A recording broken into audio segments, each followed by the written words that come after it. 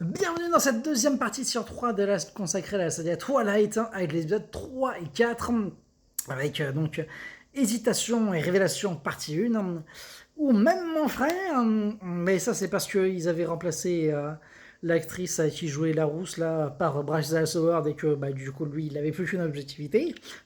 Mais il avait même lui, il disait ah Hésitation c'est pas si mal.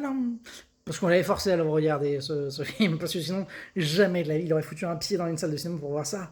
Moi, je les ai tous vus à l'époque au cinéma, je crois à peu près. Mais oui, le troisième, après la déconvenue absolue, enfin déjà que le premier n'était pas fou, déconvenue absolue du 2, on se disait, ouais, mais c'est quoi cette saga pour ados complètement claquée au sol. Et le troisième arrive et on se dit, ah, il y a un peu de l'or. Finalement, elle s'est réveillée, elle s'est dit ouais, je vais faire un peu un lore déjà. Enfin, il y avait eu vite fait le caméo à la fin du 1 sur l'espèce de tribu ultime des vampires en, euh, en Italie. Je sais plus comment il s'appelle, avec Charlie Sheen, qui a une classe folle, et son cabottinage qui marche plutôt bien. Mais du coup, là, les. Valky, je sais plus. Bref.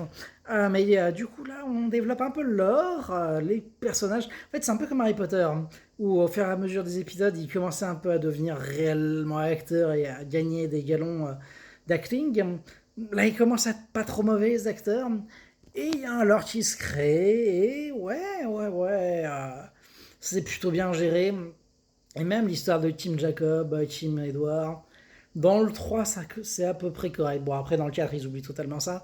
Et Jacob à la poubelle. Mais disons que au début, c'était juste une romance claquée. Et là, on se rend compte que, déjà, au fur et à mesure, tu t'es quand même tapé déjà 3 puis après 4 films. Donc, tu commences un peu à t'attacher au personnage, même si tu les trouves claqués à la base.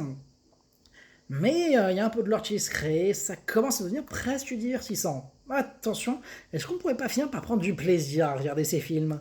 Attention, mesdames et messieurs, partie 3 incoming.